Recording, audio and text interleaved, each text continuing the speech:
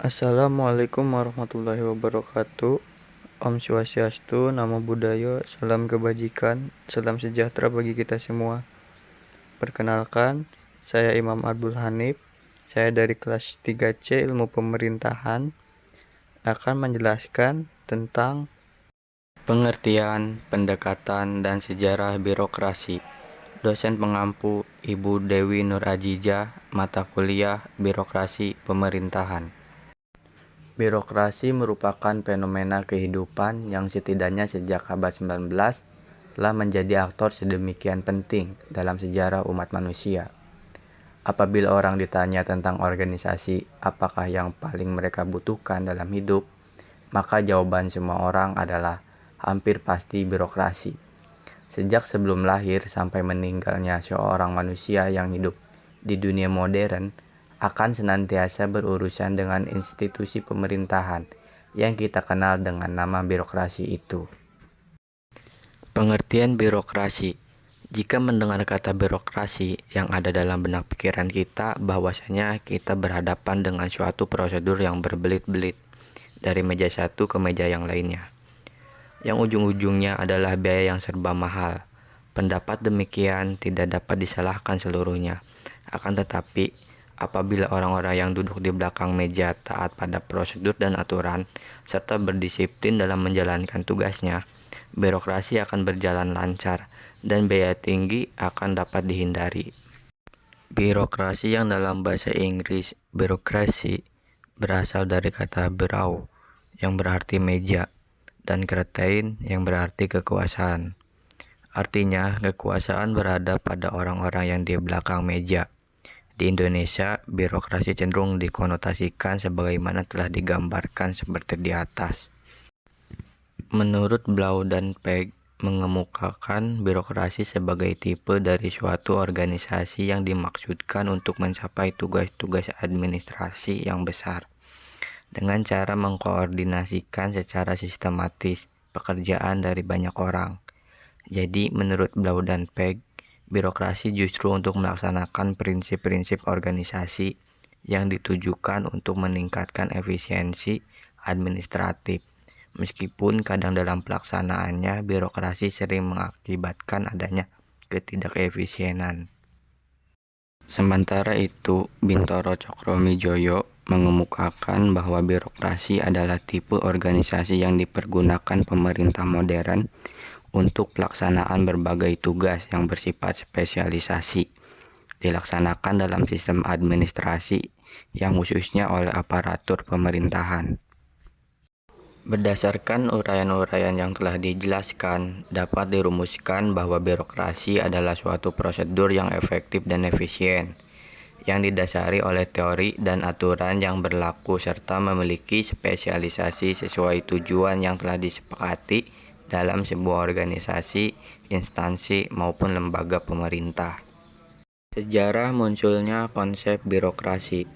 Istilah birokrasi diperkenalkan oleh Baron de Grimm dan dimunculkan oleh Vincent de Gournay melalui suratnya tertanggal 1 Juli 1764 yang ditulis Baron de Grimm. Merujuk gagasan Gournay yang mengeluh tentang pemerintah yang melayani dirinya sendiri. Di Gournay menyebutkan kecenderungan itu sebagai penyakit yang disebutnya Baromania. Ide tentang birokrasi bukan suatu yang baru, merupakan kekeliruan kalau mengira konsep ini baru muncul. Keluhan atas pemerintah pun bukan hal baru, yaitu setua usia pemerintahan itu sendiri. Juga prinsip pemerintah harus dijalankan. Orang-orang yang baik dan cakap merupakan ide yang sudah lama berkembang di lingkungan filsuf, baik barat maupun timur. Machiavelli misalnya, dalam nasihatnya kepada raja, minta raja memilih menteri yang cakap dan menggaji mereka agar tidak mencari penghasilan dari sumber lain. Bahkan ide pemerintahan yang efisien sangat akrab di Cina jauh sebelum Masehi. Di antaranya ide tentang senioritas, sistem merit, statistik resmi, dan laporan tertulis dipraktikkan secara luas. Sementara pada tahun 337 sebelum Masehi, Shen Puhai menulis serangkai prinsip sangat erat terkait dengan prinsip yang dikembangkan dalam administrasi abad 20. Sejak kemunculan gagasan de Gournay, istilah birokrasi diadopsi secara luas dalam kamus politik di Eropa selama abad 18. Istilah Perancis birokratik ini dengan cepat diadopsi dalam makna yang sama di Jerman dengan sebutan kerokrati, kemudian menjadi burokrasi. Di Italia menjadi burokrazia dan Inggris menjadi birokrasi. Derivasi dari istilah birokrasi juga berkembang secara luar biasa selepas periode de Gournay.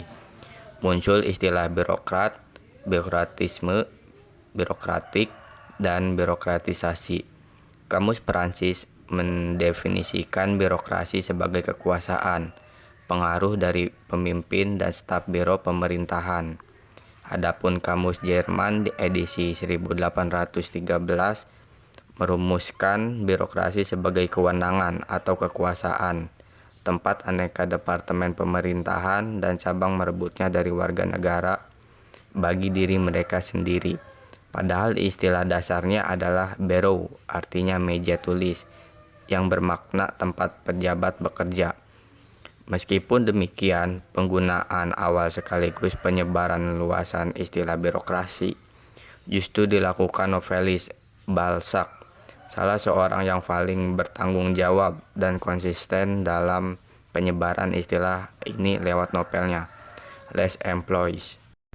Kemudian diadopsi sebagai konsep yang serius oleh Frederick Leflay pada tahun 1864. Ketika ia membicarakan tentang birokratisme, yakni tingkah laku dan sepak terjang dari pejabat profesional yang merugikan warga negara. Karenanya, Leflay, sosialis besar Prancis, harus meminta maaf atas penggunaan istilah hibrida diciptakan dalam novel ringan. Tema ini, birokratisme, dielaborasi secara terperinci oleh Józef Oldensky, seorang pembela Polandia yang berhutang pada pemikiran dalam esai Mohl yang banyak membicarakan penyalahgunaan yang dilakukan birokrasi. Hingga tahun 1896, birokrasi dalam kamus politik Prancis disebutkan berasal dari Jerman, dipopulerkan oleh Balzac. Konsep birokrasi ini meluas ke Inggris melalui terjemahan karya berbahasa Jerman. Karya Gores, German and the Revolution, diterjemahkan ke bahasa Inggris dalam dua versi yang berbeda pada tahun 1820.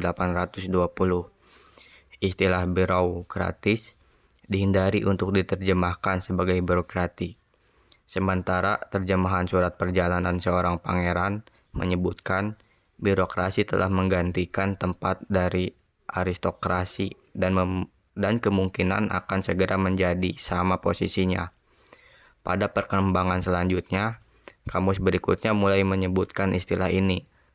Spencer juga mulai menulis di bukunya tentang birokrasi dengan mengacu pada Prancis. Mill dalam karyanya Principles of Political Economy menempatkan diri sebagai penentang dari konsentrasi semua keterampilan dan pengalaman serta kekuasaan dari tindakan yang terorganisasi di tangan manajemen kepentingan yang luas. Ia menyebutkan sebagai dominan birokrasi yang muncul dalam masyarakat Inggris. Mills menegaskan kecenderungan itu merupakan a main cause of the inferior capacity for political life, yang menandai karakteristik dari negara yang over-governed saat itu. Mills dalam Consideration on Representative Government membandingkan, di luar pemerintahan perwakilan, bentuk pemerintahan yang memiliki keterampilan politik yang tinggi adalah birokrasi. Bahkan, birokrasi berjalan dengan nama monarki atau aristokrasi. Di sini, Mills menggambarkan esensi birokrasi sebagai pemerintahan yang dikendalikan oleh yang profesional, governed by profession. Sebagaimana dinyatakan oleh Blau dan Feg, bahwa birokrasi dimaksudkan untuk melaksanakan tugas-tugas administrasi yang besar. Hal itu hanya dapat berlaku pada organisasi besar seperti organisasi pemerintahan. Karena pada organisasi pemerintahan, segala sesuatunya diatur secara formal. Sedangkan pada organisasi kecil hanya diperlakukan hubungan informal. Selama ini banyak pakar yang meneliti dan menulis tentang birokrasi bahwa fungsi staf pegawai administrasi harus memiliki cara-cara spesifik agar lebih efektif dan efisien. Sebagaimana dirumuskan berikut. Yang pertama, kerja yang ketat pada peraturan. Yang kedua, tugas yang khusus. Yang ketiga, kaku dan sederhana.